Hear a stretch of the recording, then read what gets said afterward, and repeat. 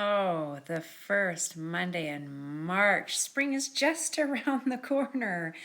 Happy Monday. Welcome to Love at Lunch. My name is Leona Devin, a coach and facilitator from Calgary, Canada, which means that actually spring probably is about 2 months away, but March makes me feel hopeful. So today we are going to talk about one of the 5 components of flourishing according to 40 years of research on how to build positivity and what I call joy because it's easier to spell and remember. So the first one we did was positive emotions.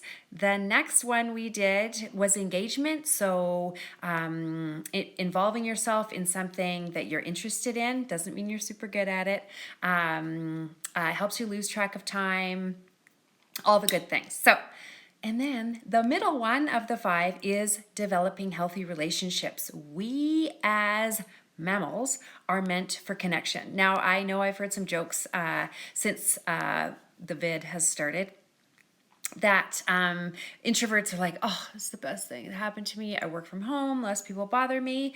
The truth is, whether you're introverted or extroverted, we are hardwired for authentic connection. And I think that's sometimes what we think, oh, it's great that I don't have all these, all these people around me and have these conversations that don't matter to me. Yeah, that's the key piece, is that we want healthy and thriving relationships. So COVID has really put some extra challenges around that because the people that we do want to be with, that we do feel genuine connection with, particularly where we live because of the very strict regulations, we may not be able to connect with them. So think even during this Love at Lunch, how is it that you can create the connections that would be more effective and more helpful for you? Knowing that part of even the tiredness and the ache and the longing that we might be feeling is a result of not having those close connections that we are hardwired for. The truth is that oftentimes we'll even talk about, let's say, something really hard happens in a relationship and it feels so exquisitely painful. That's because it activates the same pain centers in our brain as if we broke a major bone. So heartache is a real thing. And that's how we know we are so hardwired for connection, because of the avert side effects when we don't get that connection we long for. So we want to think about, number 1, what are those relationships that spark joy? If you know anything about me, and you're on the joy spot right now, I am mildly obsessed with the science of joy. And it's really important to understand where we connect naturally with people. So you may have long-term friendships and you're just like, we don't align anymore. That can bring up some real grief. But know where those sparks of joy are in a relationship, maybe that's long-term or one that's just starting out, is often because of an alignment of values. So pay attention to that. So one of the ways that we can gain even more fulfillment out of relationships is, number 1, knowing more about ourselves, knowing that what values that we have and what we share with others. Really important piece. And if you think of those relationships that are already working for you, what are those values that you already see, or those characteristics that you align with that person?